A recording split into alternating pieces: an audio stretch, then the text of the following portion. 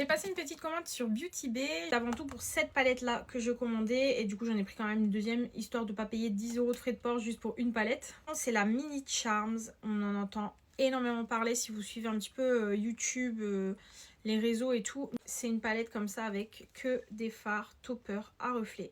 Il y a une petite feuille comme ça avec les noms mais c'est un peu chiant du coup parce que clairement je vais pas garder ça, ça va m'emmerder. Petit instant ASMR. Et la palette du coup se présente comme ça. J'en ai pris une deuxième, une toute grande. Faut savoir que les palettes Beauty Bay, j'ai testé il y a des années. La Bright Matte, je crois. Je l'ai trouvée un petit peu sec. J'étais pas hyper fan. Mais je pense que la formulation depuis a changé parce que je vous dis c'était il y a des années. Et du coup celle-là c'est la Botanical. Elle existe en 42 fards ou en 16 fards. Si vous me connaissez et que vous me suivez, vous savez peut-être que j'adore le vert en make-up. Et là c'est une palette avec une prédominance de vert. Donc clairement c'est ma cam. Bon, c'est un peu difficile de capter tous les reflets et tout des fards. Ça vous donne un ordre d'idée.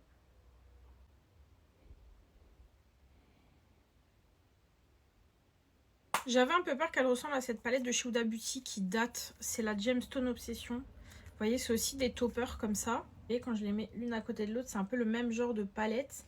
Je viens de comparer, en fait, c'est pas vraiment la même texture. Beauty Bay, ils sont plus pailletés. La Gemstone, elle est plus dans vraiment le reflet. Donc franchement, ça va. C'est pas le même, vraiment le même genre de fard. Et même au niveau des teintes, vous voyez que dans celle-ci, il y a des teintes un peu plus foncées, notamment les trois par ici. Et sinon, pour la Botanical, je vous la montre avec la caméra arrière. Il y a des très beaux irisés dedans.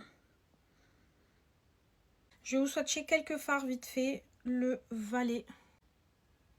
Oh my god. Le Quartz. Et la texture, c'est fondant sous le doigt. Le Waterfall. Mais il a l'air... Mais oh my god. Antigone.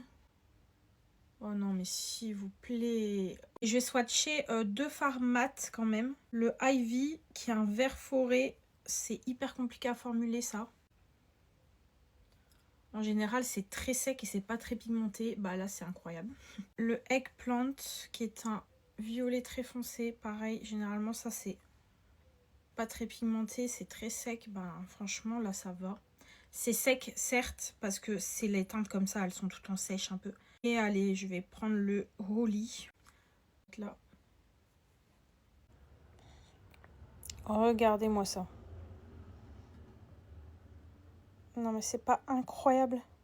Enfin voilà, deux nouvelles pépites qui s'ajoutent à ma collection. J'ai trop hâte de vous en faire des petits looks et de vous donner mon avis. En attendant, je vous fais des bisous et je vous dis à bientôt.